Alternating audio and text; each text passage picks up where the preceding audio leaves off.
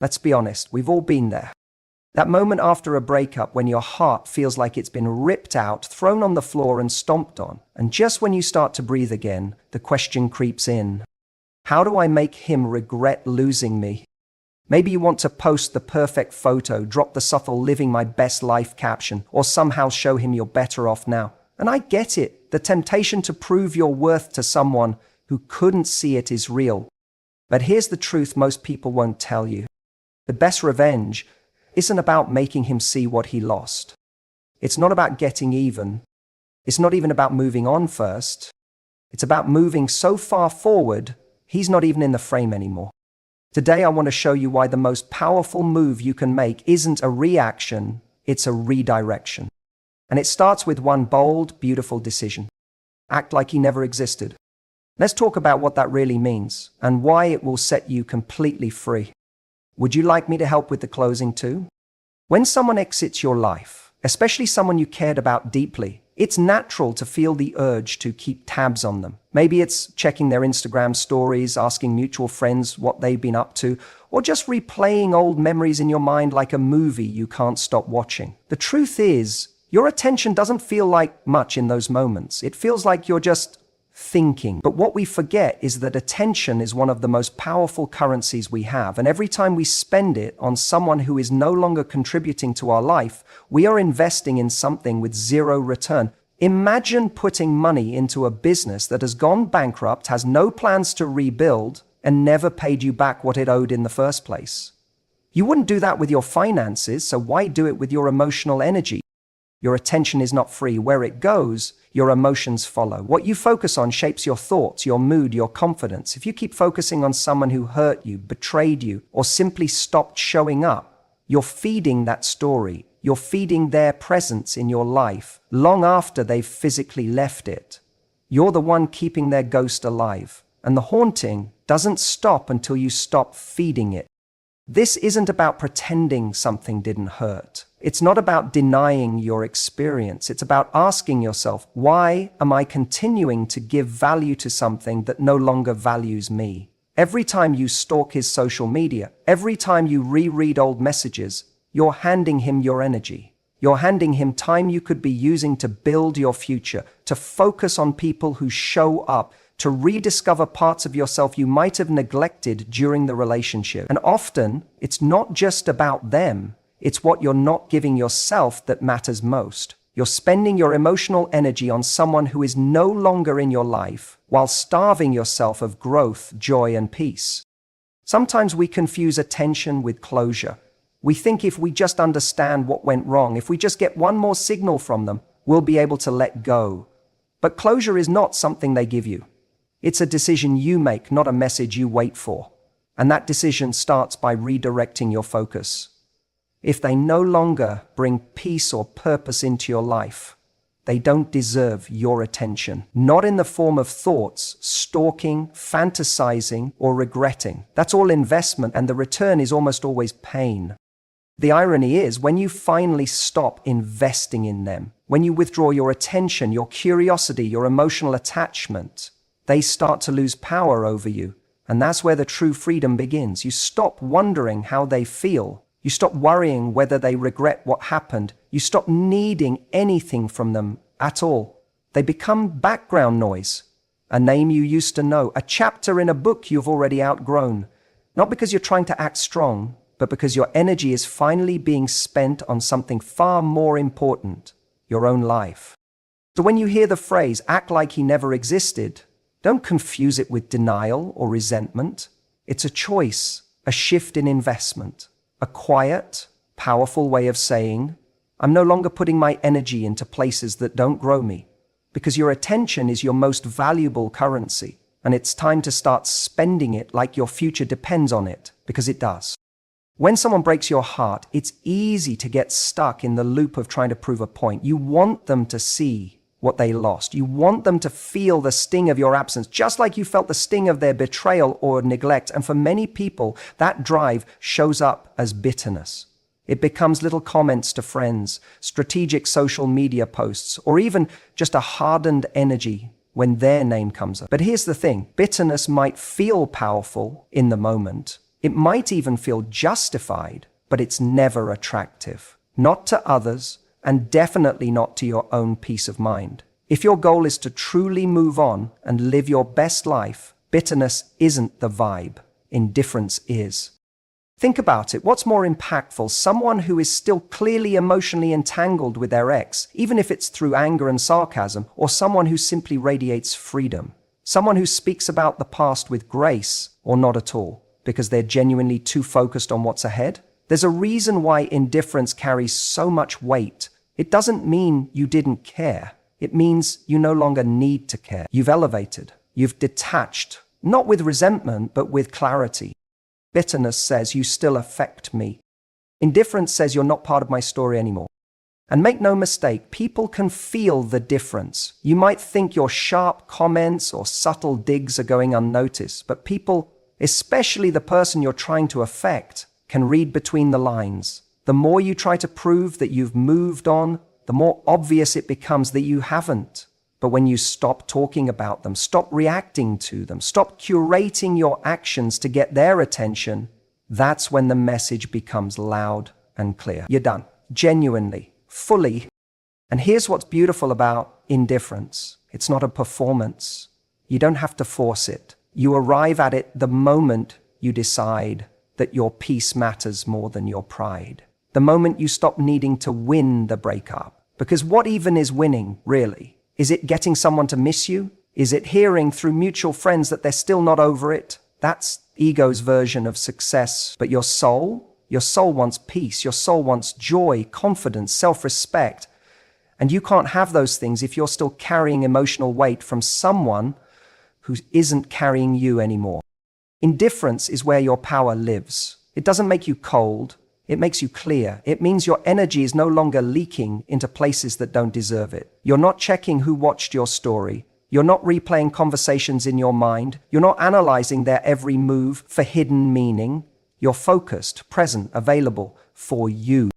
And what people often forget is that indifference isn't just about the past. It's a doorway to the future. The more emotional real estate you free up from people who don't belong in your life anymore, the more space you create for the ones who do. Bitterness closes doors. It hardens your heart. Indifference opens windows. It lets in fresh air. It allows light to come in. So if you're struggling to let go, start with this simple mindset shift. You don't have to hate them. You don't have to obsess over proving they were wrong. You don't have to turn your pain into a spectacle. Just start giving them less of your mental and emotional space. Don't react. Don't perform. Just keep moving, quietly, confidently, and one day, without even noticing, you'll realize you've become indifferent, not because you tried to, but because you outgrew the need to care. Healing isn't something you do to show someone else you're doing okay. It's not a curated Instagram highlight reel of smiling selfies, vacation pics, and gym sessions meant to say, look what you lost. That might feel satisfying in the short term, but it's not real healing. It's performance. And the problem with performing is that it's exhausting. It requires constant energy to maintain an illusion, to keep up appearances, and to hope that someone, maybe your ex, maybe their friends, sees it and feels something. But what you really need is not for them to notice. What you need is to finally stop caring whether they do. True healing is quiet. It's internal. It's messy. Some days you'll feel strong and empowered. Other days something as small as a song or a memory will throw you off. That's normal. That's the process. But when you're focused on healing as a practice, not a performance, you give yourself permission to be honest. You let yourself cry without judgment. You let yourself miss them without guilt. You give yourself space to feel instead of constantly rushing to move on so you can prove a point.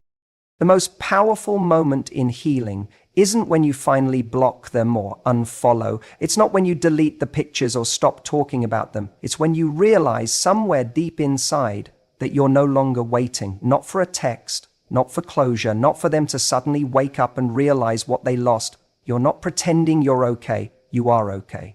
Because you've been doing the real work, the private work, the kind that doesn't always look glamorous from the outside, but completely transforms you from the inside. One of the biggest lies we're told is that getting over someone happens in a single moment, a dramatic decision or a bold move that flips a switch. But healing doesn't happen like that. It's a series of small, intentional choices. It's choosing to get out of bed when it would be easier to stay under the covers. It's choosing not to text them when your whole body wants the comfort of something familiar. It's choosing to go to therapy, journal your pain, or reach out to a friend instead of bottling it up. It's unsexy, it's slow, but it's real. And eventually you'll reach a moment you didn't see coming. You'll be going about your day, laughing, working, maybe even falling for someone new, and you'll realize, I didn't think about him today, not once, not out of anger, not out of sadness, not even out of curiosity. He just wasn't there. That's what healing looks like. Not a loud declaration of I'm over it, but a quiet absence of longing, a mind that's finally free. And when you act like he never existed, it's not about erasing the past. It's about no longer letting it define your present. You're not denying what happened, you're choosing not to keep reliving it. And that choice comes from doing the work, not the external, attention-grabbing kind, but the inner work that no one applauds because no one sees it. But you feel it, you carry yourself differently. You stop needing to be seen because you see yourself clearly. That's why healing isn't a performance. It doesn't need to be loud. It doesn't need to be seen. It just needs to be real. And when it is, everything changes. Not because someone else notices, but because you finally feel whole again. When someone leaves your life, especially someone who once held a significant place in it, their absence can feel like a hole you don't know how to fill. But what many people don't realize is that their absence creates space. Space that can either be used for growth or cluttered with emotional residue. And if you're still mentally living in the past, still replaying conversations, still checking their profiles, still hoping they'll notice you've moved on, then that space isn't clear. It's crowded with noise, and that noise is stopping you from stepping fully into the next version of yourself. We often say we want to move forward, but we're carrying so much baggage from the past that there's no room for new energy, new people, or new joy to enter. You can't build a strong, beautiful future on a foundation that's still covered in debris from what broke. You have to clear it. Not out of bitterness or denial, but because your future self deserves a cleaner stage to stand on. Imagine walking into a brand new chapter of your life, with old conversations still echoing in your head, with screenshots still saved in your phone, with emotional energy still wrapped up in someone who isn't here anymore. How can you fully be present for what's ahead if you're still tangled in what's behind? Letting go isn't always about closure. It's about creating the space necessary to welcome something better. Think about your physical space. If your home is filled with things you no longer use, old clothes, broken furniture, gifts from people who are no longer in your life, you don't feel light when you walk in, you feel stuck. Your emotional space works the same way. If it's still full of resentment, fantasy, or even hope for something that's clearly ended, you don't have the clarity to make strong choices for yourself now. And that's why acting like he never existed isn't about pretending he never mattered. It's about deciding that your life, from this moment forward, will no longer be shaped by someone who isn't showing up. It's about refusing to give your best emotional energy to someone who doesn't have a seat in your future. You're not trying to erase the past, you're just choosing not to live in it anymore. And in doing so, you free yourself. When you clear space, you make room for what you've always deserved: peace, purpose, and people who truly value you. That space can be filled with self-discovery, new hobbies, stronger friendships, or deeper self-love. But none of that can take root if the soil is still contaminated by what went wrong. The clearer the space, the more intentional the growth. You don't move forward by dragging the past behind you. You move forward by traveling light with only what serves you now. This shift takes courage. It's easier to hold on to what's familiar, even if it hurts. It's easier to keep revisiting the past than to face the unknown of the future. But your future self, the one who is stronger, more peaceful, more whole, is waiting. And they can't fully arrive until you make room for them. So clear the emotional stage. Throw out the scripts of what you wish he had said. Stop rehearsing a version of the story where he comes back and everything makes sense. That story isn't real anymore. This is your story now. One where you stop living as a supporting character in someone else's memory and become the lead in your own future. And that starts by clearing the space they left behind, so something far better can walk in. We're taught that closure comes from the other person, that it's something you're supposed to receive through an apology, an honest conversation, or some grand moment of clarity where everything finally makes sense. But in real life, that moment rarely comes. And even when it does, it rarely satisfies. Because closure isn't about understanding their reasons, it's about releasing your need for them. The most powerful form of closure isn't something you get, it's something you give yourself. And the most powerful revenge isn't making them see your worth, it's needing nothing from them at all. That includes the apology they never gave you, the explanation you thought would help you sleep at night, the closure you believed would finally give you peace. When you stop waiting for those things, you take your power back. Because waiting keeps you tied to them. It keeps your healing on hold, like you've pressed pause on your own life until they come back and make it right. But they might never come back. And even if they do, they might never give you what you're looking for. Not because you don't deserve it, but because they're not capable of offering it. Needing closure from someone who hurt you is like going to the same person who knocked you down and asking them to help you stand up. Maybe they didn't mean to hurt you. Maybe they did. But either way, they've shown you who they are. And your healing can't depend on whether or not they decide to do better. Healing starts when you decide that their part in your story is over, even if they never say the words you wanted to hear. It's one of the most liberating shifts you can make, realizing that you don't need anything else from them to move forward. Not their validation, not their regret, not even their acknowledgement. You don't need them to recognize your pain in order for it to be real. You don't need them to understand what they did wrong in order for you to grow from it. When you stop chasing their understanding and start choosing your own peace, something inside you shifts. You no longer operate from a place of longing, you start operating from a place of choice. This kind of emotional independence isn't about pretending you're unaffected. It's not about building walls or pretending you were never hurt. It's about honoring your own worth enough to say, I don't need your participation in my healing process. I can do this without you. It's a quiet kind of strength, the kind that no one sees but everyone feels. You start moving differently. You stop engaging in arguments. You stop trying to get them to see things from your side. You stop rehearsing the perfect message you'll never send. You let go, not because you're weak, but because you're finally strong enough to stand on your own. And the truth is, most people aren't looking for closure, they're looking for connection. They're looking for the feeling they used to have. They're hoping the conversation will reignite something. But what if the connection that matters most now isn't with them, but with yourself? What if closure is just a mask for craving one more moment of closeness? Recognizing that allows you to get honest about what you really need, and that's where true healing begins.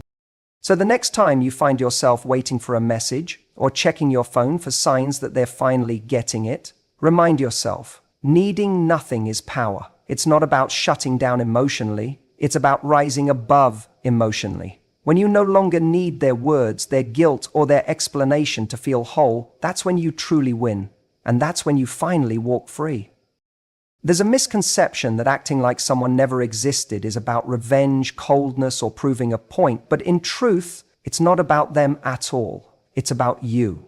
It's about choosing your peace, your progress, and your power over any attachment to someone who didn't treat you the way you deserve. This isn't about pretending. It's not a game. It's not a tactic to make them miss you. It's the quiet decision to stop giving them emotional access to your life. You're not ignoring them out of spite. You're choosing you out of self-respect. When you continue to engage, react, or even silently hope they'll come back, you're putting them at the center of your emotional universe. You might be telling yourself it's just curiosity or nostalgia, or that you're being polite. But every time you keep a door cracked open, whether through social media, mutual friends, or just in your thoughts, you're letting them take up space that belongs to your healing. And the truth is, you cannot fully move on while you're still emotionally available to someone who's no longer present.